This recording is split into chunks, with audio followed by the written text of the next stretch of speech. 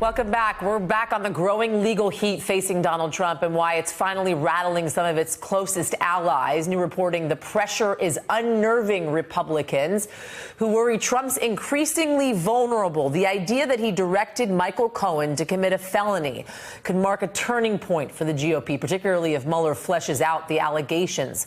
Axios reporting even hardcore Trump allies were rattled by the level of detail in the Cohen guilty plea. And today, 44 former senators, including 10 Republicans, warning our democracy is entering a, quote, dangerous period with serious challenges to the rule of law. But publicly, Republicans are still backing Trump. When a reporter asked Utah Senator Orrin Hatch about Trump's links to Cohen's crimes, he said this: "I don't care."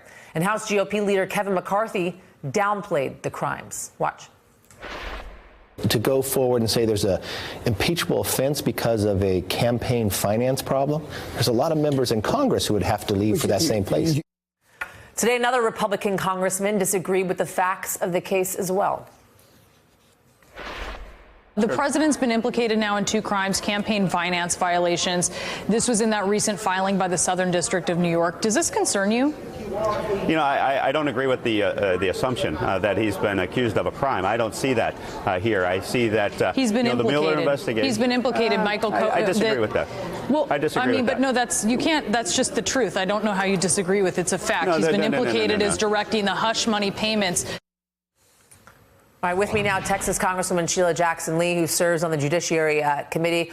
Congresswoman, good to have you. Thanks so much for joining us this evening. Is this the Republican Party strategy, deny the facts of the case and really just stand by Trump no matter what happens here? If it is, the nation is really in trouble. Where's the breath of fresh air that occurred during the Watergate hearings, where one by one Republicans realized that the Nixon presidency was not going to stand? Or where's the answer to the letter from 44 of their former colleagues, Republicans and Democrats, that have pleaded with them to stand for the rule of law and democracy over party? That is not happening now, and I think the American people deserve better.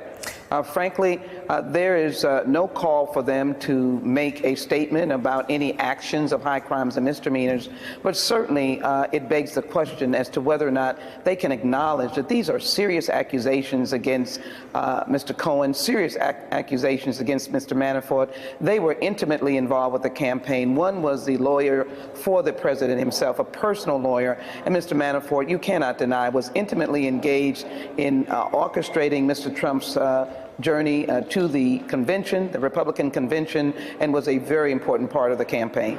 Congressman, we're hearing obviously that Republicans are privately worried as to what's going on with the Mueller probe and the filings that keep coming out day after day after day.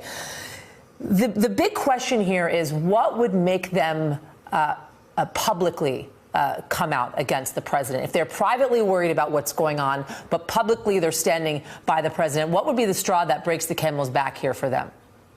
Well, I think they already have that evidence. First of all, with the recommendation that Director Flynn get no jail time, that means that in the course of his meetings with prosecutors in the Mueller investigation, he was very, very detailed. In addition, if you just look at the landscape of operatives in the campaign, how can they ignore that there were 12 individuals indicted, Russians, who were part of a company or 3 companies indicted as well, that had a design to interfere with the 2016 election. They all were engaged or around operatives of the Trump campaign. There were 12 or so intelligence operatives from Russia, specifically focused on releasing Democratic emails. The evidence or the story is already there. What administration over the last 40 years has had this kind of close connection to our adversaries, our definitive adversaries like Russia, definitely interested in undermining the rule of law and democracy? So I guess my answer would be it is all in the internal assessment that Republicans have to make of whether they will put country first. I guess what they would argue is that they would have to see the fingerprints of President Trump or in any of these actions, but I think his fingerprints may be nearby, because if you are listed in an indictment of Mr. Cohen as individual one, having directed the individual to do what he did and to do it to ensure that these developments or discoveries would not come out before the 2016 election date in November 2016. That seems to me to be worthy of assessment. Maybe not coming to a final conclusion, but we don't even have comments from Republicans saying that this is troubling to them. Let's get more facts. Let's support the Mueller investigation being completed. And the last point is, why can't we get the Senate to put the bipartisan bill on the floor that protects Mr. Mueller as he continues his investigation? That would truly give a sign of putting country over party. Congresswoman, are Democrats putting country first by not pursuing impeachment?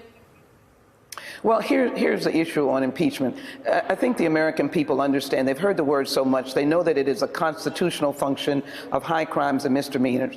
They know that anyone who, or any party, or any majority that engages in that, if we are in the majority, and in this instance it would be Democrats, is that it would have to be bipartisan. It was bipartisan in Watergate when Republicans recognized that the nation could not continue to function. Democrats are going to wait for the Mueller report, and we're going to investigate as our duty requires us to do. That's what the Judiciary Committee is going to do. By those hearings that we may have, then facts more evidence will be presented. For example, to be able to find out who lied and have them under oath and have them before our committee, including some of the very principles that the Mueller investigation is looking at, to get transcripts being released, for us to be able to have access to those. All of that will play into doing our task, our job on behalf of the American people, which is to ensure the integrity of the presidency, the White House, and this government, just as we are trying to ensure the integrity of being against any government shutdown. I'm sure there's a lot of people out there thinking right now bipartisanship is not going to be an easy task, considering what went down in the Oval Office earlier today, and we're going to be talking about that coming up. Congresswoman Sheila Jackson Lee, thank you. Hey, I'm Ari Melber from MSNBC. You can see more of our videos right here, or better yet, subscribe to our YouTube channel below. You could have been anywhere in the world, but you're here with us, and we appreciate that.